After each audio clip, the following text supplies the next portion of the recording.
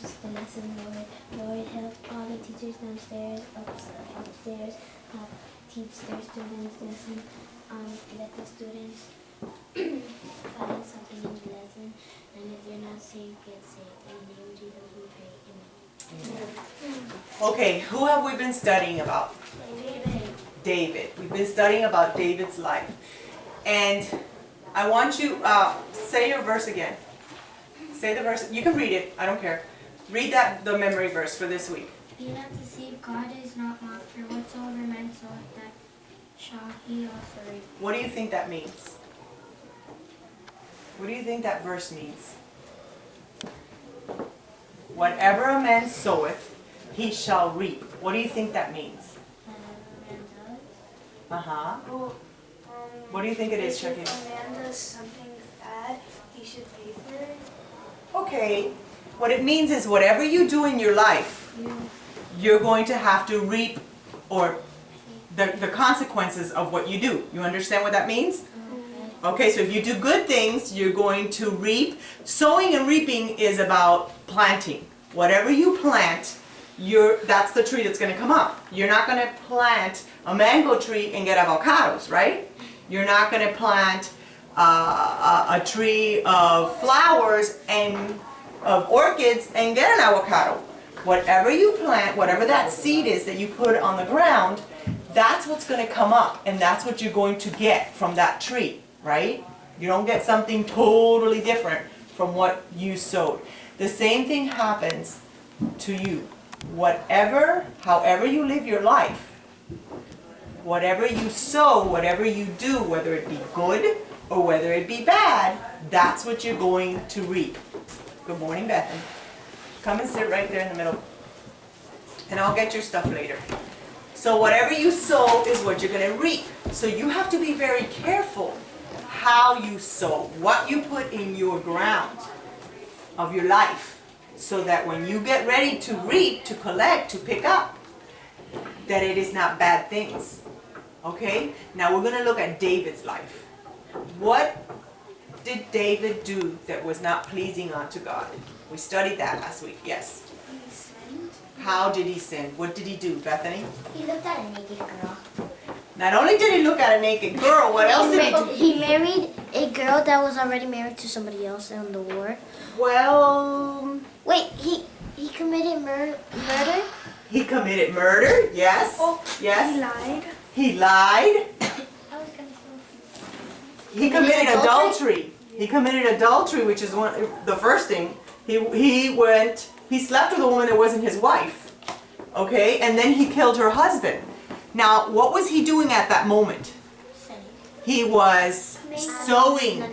He was sowing something that was not very good. Because he did that, God punished him. What happened to him? Yes?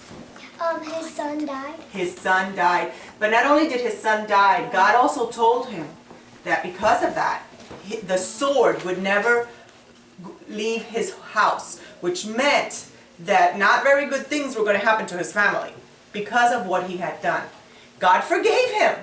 God forgave him of what he had done wrong. But he was still going to have to, down the line, reap the consequences of his actions. And you know, we can make mistakes and we can ask God to forgive us. And God will forgive us of the mistakes that we But make. we still have to face the consequences. That's right. We still have to face the consequences of what we did. And today's lesson, we're going to read a little bit of how David reaps what he sowed. David, as a king, had many wives. Bathsheba was not his only wife. Back in those days, they married other women. And with the other women that he married, he had children. And he had a son named Absalom. And the Bible says that he was very handsome. And he had beautiful long hair. And he had a sister whose name was Tamara. And they had a half-brother. It was the son of David, but the mother was different from Absalom and Tamara. And this brother fell in love with his half-sister, okay, which was Tamara. In today's world, that would seem like yucky and you wouldn't do it. But back then, It was allowed. He fell They in love did with his it. own They really sister? shouldn't, but they did. He fell in love with his own sister? His half-sister. But it's his sister's. It is. Today we wouldn't do that, right? That's a little disgusting. But anyway, It's a lot. he did. And he wanted her really, really bad. And he was love-stricken. He really wanted her. So, but he never went after her because he knew she was his half-sister, and he didn't think that his father would be okay with that. So, his friends, he didn't want to eat. He was so love-stricken, he didn't want to eat. He started losing weight, and he had a friend. That's why it's important to be careful what friends we have. He had a friend, and his friend told him, "Why are you like that? You're the son of the king. If you want her, get her." And he said, "No, I can't, and I love her, but I don't know how to, how I'm going to approach her, how I'm going to get her." And he said, "Well, do this. Make believe you're sick. Go to your bed, and when your father comes, tell him to send Tamara to cook something very special for you, and you can eat that, and you'll eat it from her hand, and you're going to feel better." Was that good advice? He says, "And when she's in your room, then you talk to her." And he gave him some very bad advice. You know what?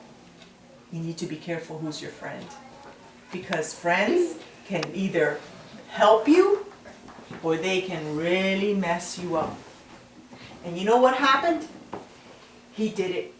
He made believe and he lied that he was sick. And when his dad, David, came to see his son who was sick, he told him, "Oh, please send my sister Tamara over, and I'm going to feel better when I see her, and let her feed me, and I'm going to feel much better.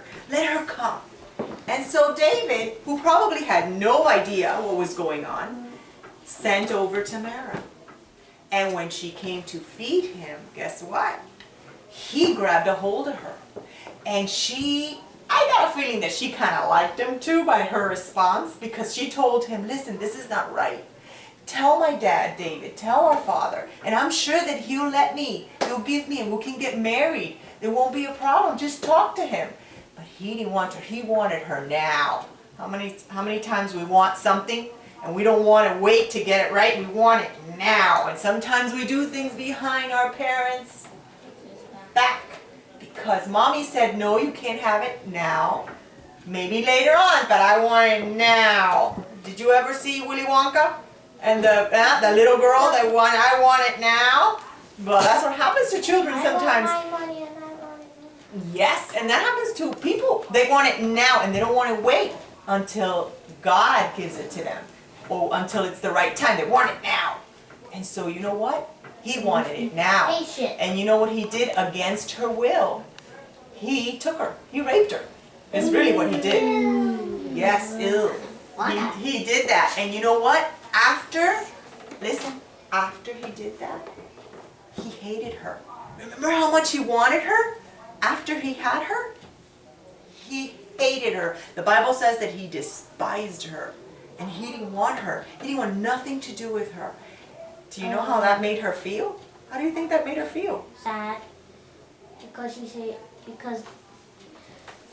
Absalom hated.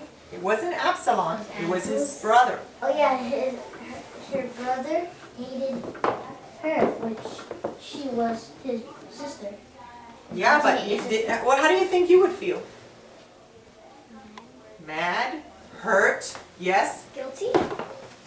Maybe because if I lay down with him and I feel guilty because that was the wrong thing. I wouldn't do that, just so you know. Listen. She didn't want to. He made her. He made her. It wasn't.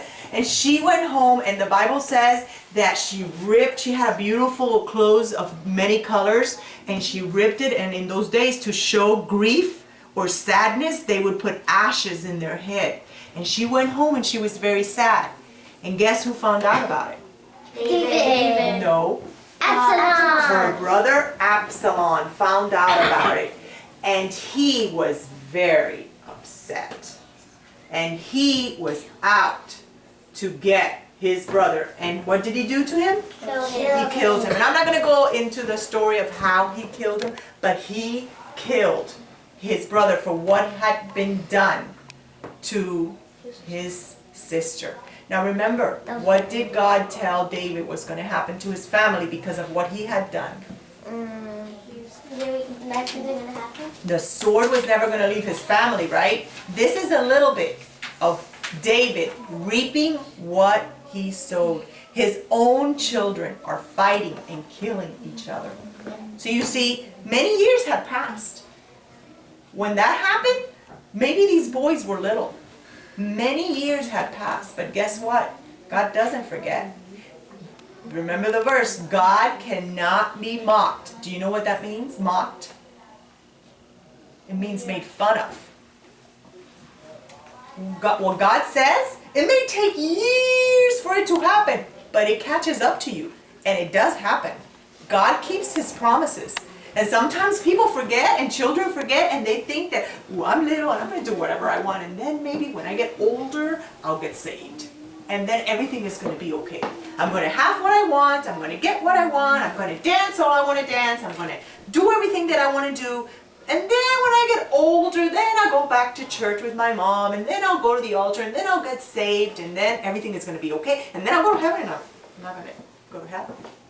But you know what?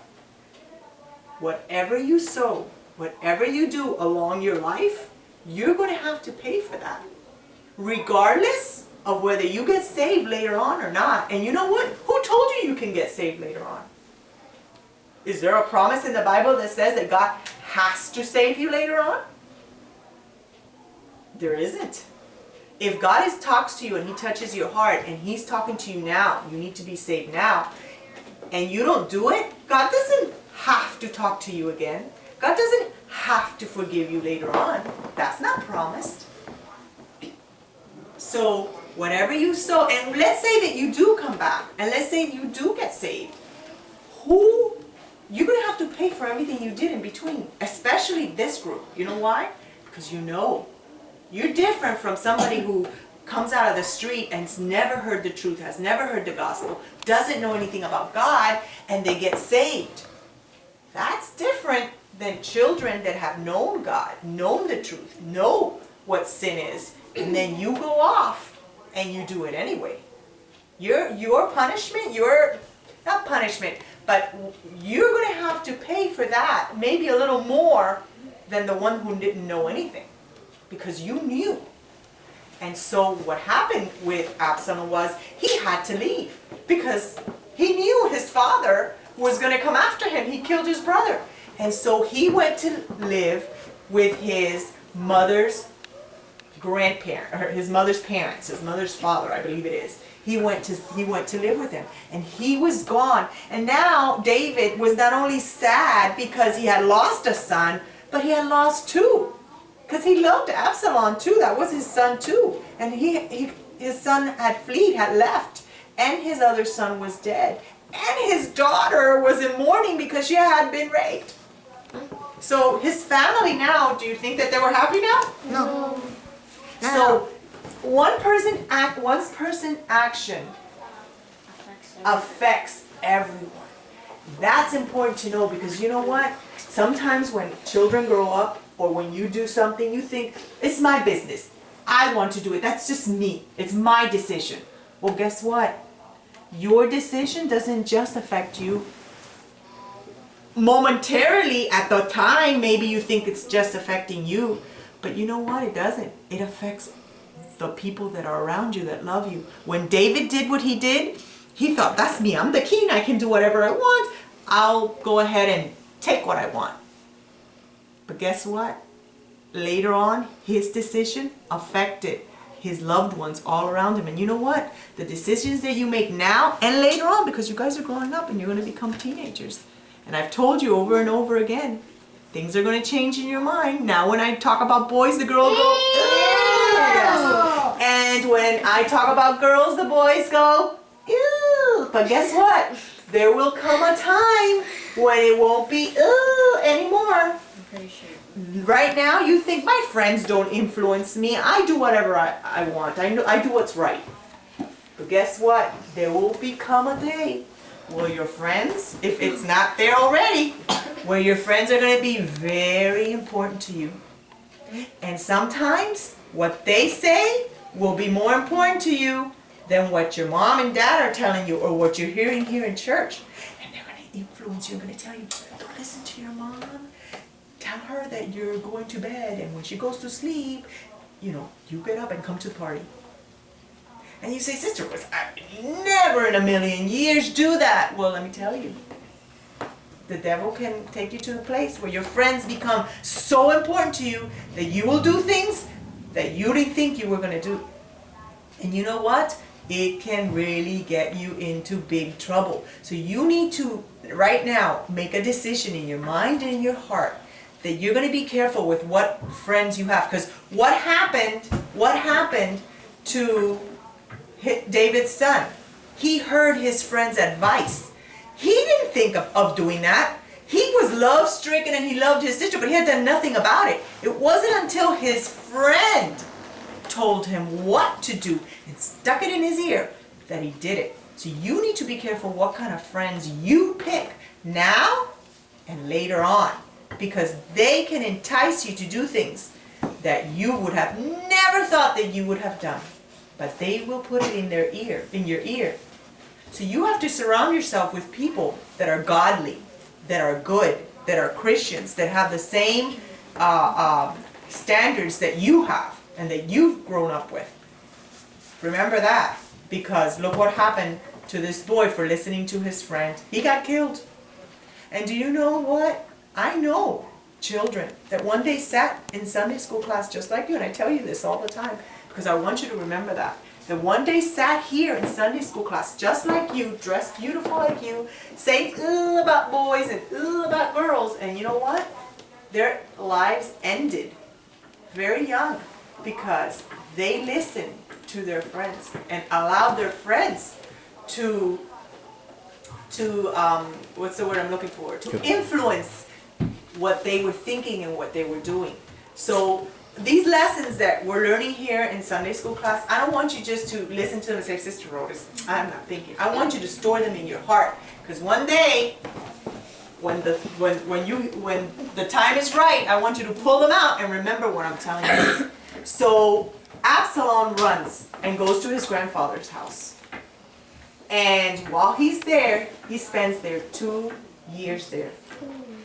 And finally, he comes back because David's counselors talked to him and talked to him and talked to him and tell him, that's your son. He did what he did, but you know, you cannot talk to your son forever. And finally, after 2 years, he comes back home. And he goes and he asks forgiveness of his father, and they reconcile. But guess what? Deep down inside, he wanted his father's crown. He wanted to take his father's place. And so he became very tricky.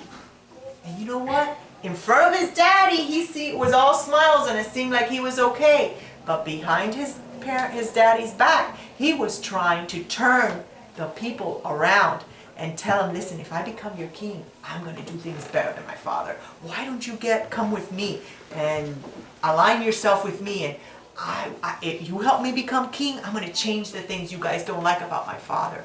And while David thought that everything was fine and dandy, every day Absalom would stand in front of the gates of the city and he would start whispering in people's ears and turn them from David. He did that until he got himself a big enough army where he attacked. He went against his father's kingdom. And his father had to flee. He had to leave Jerusalem because his son was trying to take over. Absalom was trying to take over. You see how much when we do something wrong, how the ripple effect. You know when you throw a stone in the water, what happens? You've seen the ripple. You know what a ripple is, right? It's a little circle, and then it becomes a bigger circle, and then it becomes a bigger circle, and then it seems like the rock went so far, but it only went in one place, right? But that's exactly what happens when we disobey God. When we do something wrong, it's not just that moment and that thing that you did wrong. It just keeps affecting the rest of our lives. And so now David is running away from his kingdom, the kingdom that God gave him, because now his son wants to take over. And so Absalom takes over, and David has to leave. Well, David's people are fighting for him. Joab. Who is Joab? Yes? A leader of the army? Yes. So they're all fighting with the men that are with Absalom. And in the battle, remember I told you Absalom had beautiful long hair?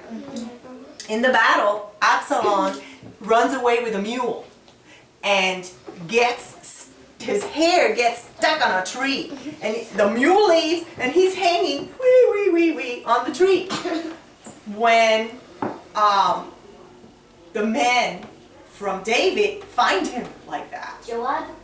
It wasn't Joab, it was some of the other men. And guess what? They killed him. They killed him. But you know what? A father's heart is always tender towards his kids. And even though Absalom had done what he had done and was doing against him, David told his people, please be gentle with him. Don't kill him. Don't kill my son. He loved him anyway. And you know what that reminds me of? That reminds me of Jesus. That even though sometimes people do things against his commandments and against his will and do things that hurt him, he still loves us. He doesn't want anything bad for us. Even though sometimes he has to punish us for the sins that we commit, he still loves us. And he doesn't want anything bad to happen to us. And that's exactly the way David was. David knew that his son was trying to kill him, to take over. But you know what? He told his army people, don't kill him. Please be gentle with my son. And so, but they didn't listen to him. And they went ahead and they killed him. And it was Joab? Okay, thank you. And so, when David finds out, David's heart is broken. And all he can do is cry, Absalom, my son Absalom. And he's heartbroken because now he's lost his two sons. His daughter is devastated. And his home and his family is in shreds. It's not doing good. So all of that because David decided he wanted to have fun one day. Was it worth it? It wasn't worth it. So that's why we have to be careful. Even now, you say, well, Sister Rohdes, I'm so young. I haven't done anything. Well, you have to determine in your heart now. Now, don't wait till you're a teenager. You have to determine in your heart now. You're going to serve God, and you're going to be careful with everything you do. Excuse me just a minute. Bethany, do you have your lesson Bible and verse?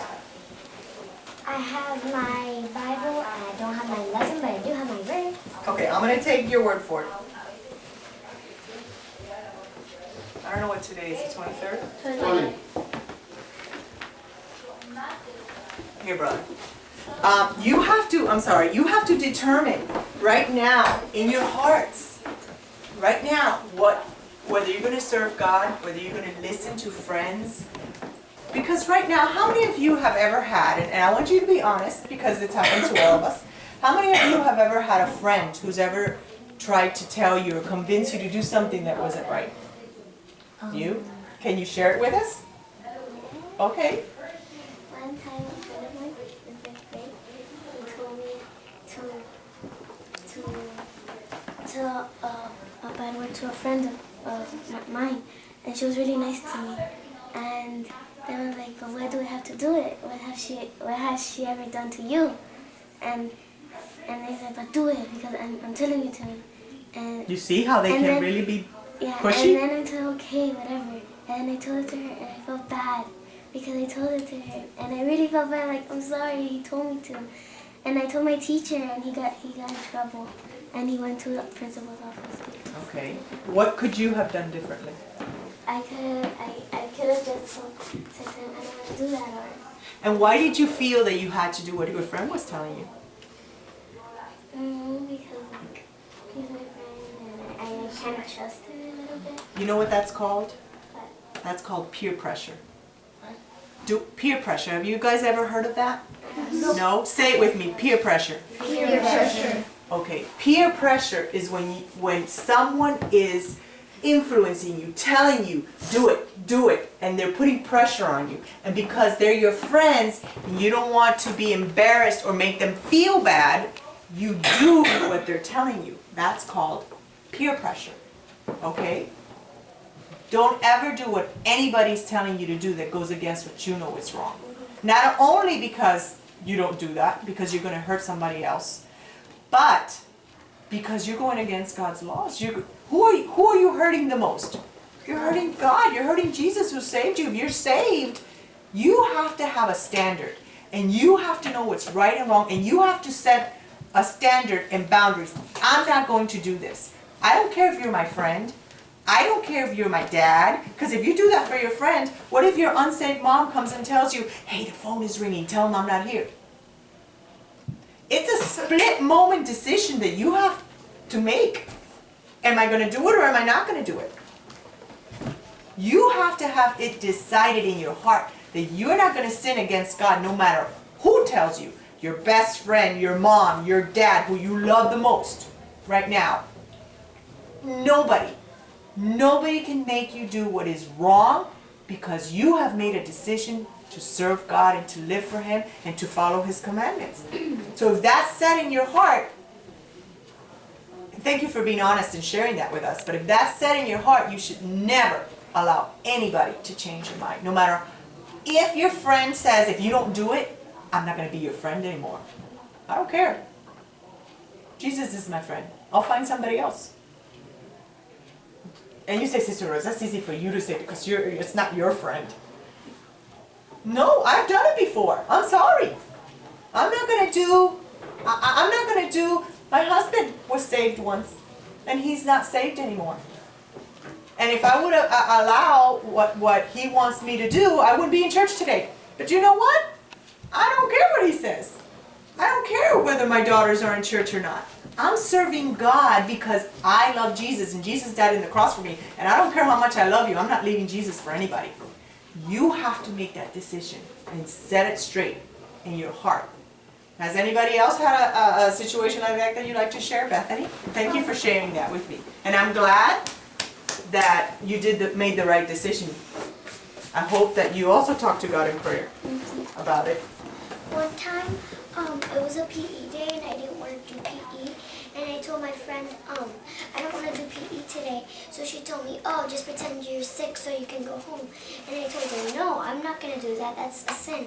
And then she told me, I'm not your friend anymore. And I said, okay. Did she? Was she your friend again? No. She never said a word to me. And she was never your friend again? No. Was it worth it? I mean, yeah, it was, no. Was it worth to lose her friendship, but to make sure that you did the right thing? It was, wasn't it? Because you know what? How did you feel in your heart afterwards? I felt happy that I said no to the sin. Very good. Even though it hurts that she didn't want to be your friend anymore. Good job, Bethany. You're setting the right pace for your life, because even though that hurts and that's hard, the next time it won't be so hard. Because you know that serving God is more important than your friends. Because you know what? Can I tell you something? These friends you have this year, you might not even see them next year. And the friends you get when you're in high school, I went to high school and guess what? I only have one friend that every once in a while we talk. Once in a while. And let me tell you about that friend. That friend ended up in jail. And she was a very good friend of mine. And when we were in high school, I was saved. And she wasn't. And her and my other friends that I had known since elementary school, they would go off in their groups and they would do things. But they never invited me because they already knew that I wasn't going to be part of the things that they were doing. And many times I felt left out because they were laughing and playing about something that I wasn't included in because I wasn't there. Because they knew they couldn't invite me because I wasn't going to go because I was a Christian. But you know what? Now, years later, I don't even want to say how long it's been since I graduated from high school. It's been many years, almost 30 years ago. And guess what? That friend who I loved, and she sometimes didn't include me and she would leave me, she ended up in prison. So I'm glad that I did not follow them or say, well, I don't want to be not part of the group. I want to be with them. Because who knows where I would have ended up. So it's very important. Does anybody else want to share? Yes? Once a boy named Rohdes told me to, since I had a jacket and it had some zippers that really hurt once you whip someone, he asked me, go ahead and whip that kid. Only because he's always winning and he's the, I don't want to say the harsh way, but he always loses. Yeah, he told me to do that. I said, no way. Then he told me, then you're not going to be in our group anymore. And I was like, fine. So were you in their group again? Nope.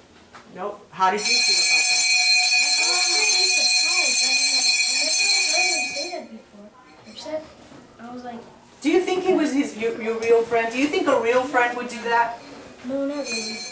Real friends don't make you do something you don't want to do. Real friends don't ask you to do something bad for somebody else. So, do you need him as a friend? Do you want him as a friend?